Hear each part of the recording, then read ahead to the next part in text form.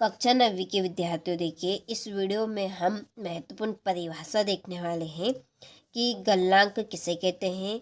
उदाहरण सहित समझाइए यह गलनांक क्या है। तो ये आपका कक्षा 9वीं विषय विज्ञान का अध्याय 1 का प्रश्न है कि गलनांक किसे कहते हैं। ठीक है, तो चलिए गलनांक की परिभाषा पढ़ के समझते हैं कि क्या है गलनांक।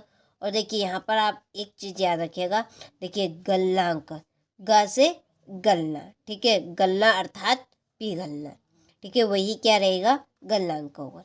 तो देखिए कि वह तापमान जिस पर कोई ठोस पिघल कर द्रव बन जाता है उसे उस ठोस का गलनांक कहते हैं। ठीक है, तो हम किसे कहते हैं, गलनांक।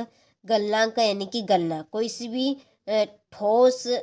भी ठोस पदार्थ, ठीक है, जैसे कि बर्फ हो गया, लोहा हो गया, ठीक है, ये आपके ठोस पदार्थ हैं।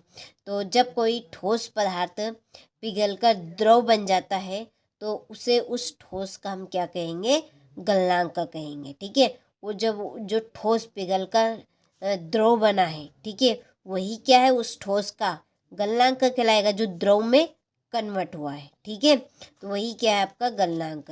जैसे कि बर्फ, ठीक है, बर्फ का जो गलनांक है वो 0 डिग्री सेल्सियस है, वो 0 डिग्री सेल्सियस पर पिघलना शुरू हो जाता है। तो गलनांक वही क्या रहेगा, बर्फ का गलनांक रहेगा, ठीक है, 0 डिग्री सेल्सियस।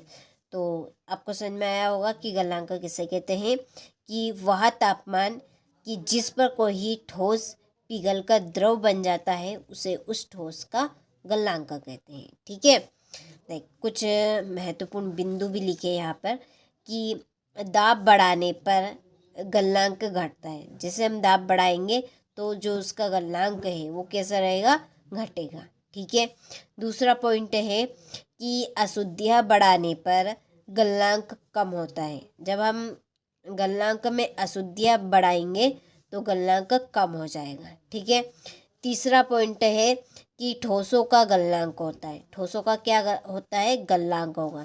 ठीक है, तो जितनी भी ठोस अवस्था में पदार्थ रहेंगे यानी कि वस्तुएं होती है वो सारी क्या रहेगी, गलनांक, क्योंकि वो ठोस से पिघलकर किस में कन्वर्ट होगी, द्रव में। ठीक है, वो ना तो गैस में परिवर्तित हो, ठोस से किस में, द्रव में।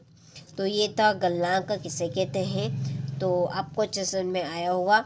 तो यहाँ से आप स्क्रीनशॉट ले लीजिए और अच्छे से अपनी नोटबुक में नोट कर लीजिएगा। यहाँ पर कुछ महत्वपूर्ण बिंदु भी मैंने आपको साथ में बता दिए हैं। ये आपको गलनांक और क्वथनांक में अंतर में काफ़ी महत्वपूर्ण रहेंगे। ठीक है, इनको आप जरूर याद कर लीजिएगा।